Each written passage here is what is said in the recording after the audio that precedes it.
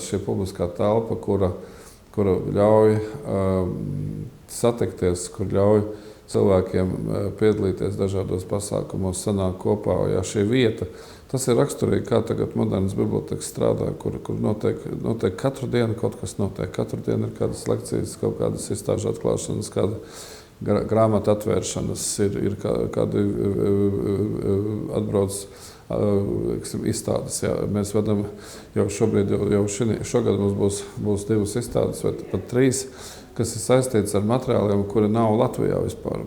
Un agrāk mēs nevarējām atvest, tāpēc, ka nebija ne telpas, ne drošība, nekas nebija.